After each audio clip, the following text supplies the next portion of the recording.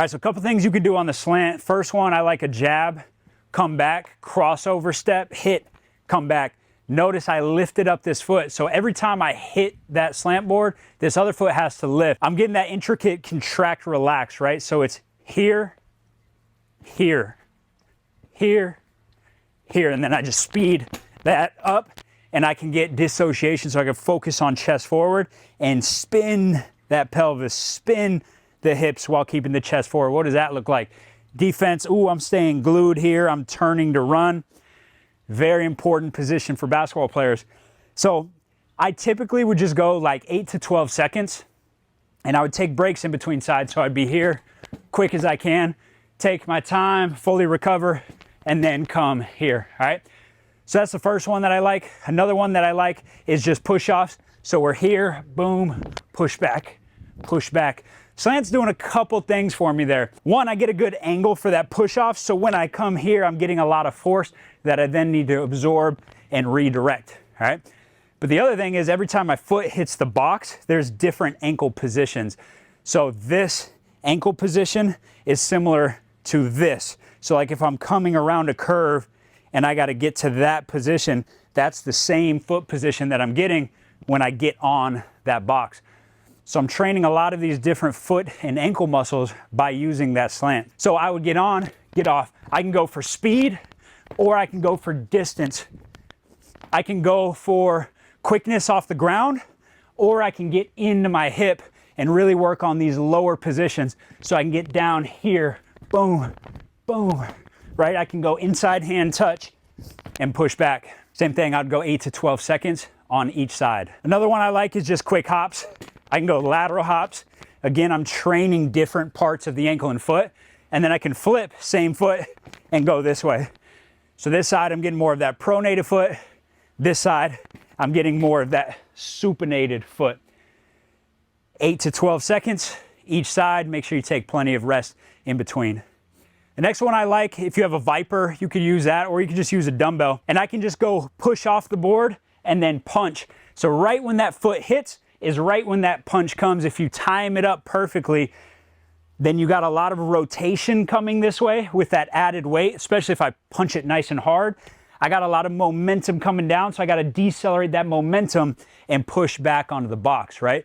So deceleration isn't all about the legs. A lot of times in basketball, I'm going one way and I got my momentum spinning this way. I got to be able to decelerate and open up, right? So this really integrates the core, and this teaches the lower body, the core, the upper body to all produce that rotational force. So I'm decelerating rotationally, re-accelerating through rotation. And so I can just go here, boom. Again, 8 to 12 seconds, plenty of rest in between. The next one, I can go linear decels, and I can go an opposite punch. So I'm gonna stride with the right foot, I'm gonna punch with the left hand, and then come back, boom. Benefit of that slant board is I'm getting a good angle to push off. So when I push back, I'm getting a lot of force to decelerate here. What does that look like? That position where a lot of Achilles ruptures happen, we gotta be able to strengthen that position. Otherwise, we're not gonna have the stiffness and that heel is gonna collapse down to the floor. So I can go here, boom, push back, boom. Another one I really like is just a freestyle. I'm just getting so much variability at the foot and ankle. I'm exposing my lower leg to a lot of forces that they wouldn't be getting if I didn't have that slant board. This next one, raw quickness. How quickly can I contract and relax? It's not about force, it's about how fast can I send that impulse from my brain to my lower body. So I'm here, 1, 2, here, 1, 2, here, 1, 2. All right, boom, 1, 2, on, 1, 2, off. Nice and quick. As you get tired, your brain is gonna start to fatigue. And you start to forget how to send those signals. It's working too fast. Once you get a little bit tired, we get these neurological glitches. This is a lot of times what happens on the court as well. We go to do a move. The brain doesn't activate the right muscle at the right time. It doesn't do it quick enough. And then the knee goes, right? That wasn't some biomechanic position. That wasn't something that I could train for by being in a perfect position. All that was the brain forgot to send that signal fast enough. and I didn't co-contract and prepare before my foot hit the ground. So that's a really important concept for you guys to understand. A lot of times, things like ACLs, things like Achilles injuries, a lot of times it's a neurological glitch. For whatever reason, whether there's a previous injury, you didn't sleep the night before, so reaction time is down, nutrition, hydration, or you're just not doing enough of this stuff in training.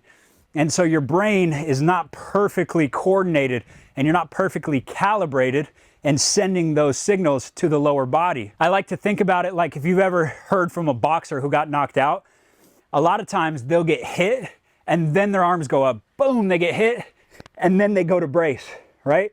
It's too late. But the brain naturally knew, oops, I was late and I'm gonna brace. A lot of times that's what's happening. You're going to make a cut and you hit and then you brace after the foot hits. It's too fast. The ACL could tear in a couple milliseconds. So if I'm hitting the ground and then my brain is saying, okay, fire, co-contract all the right muscles to stabilize the joint, it's too late. That ligament already went.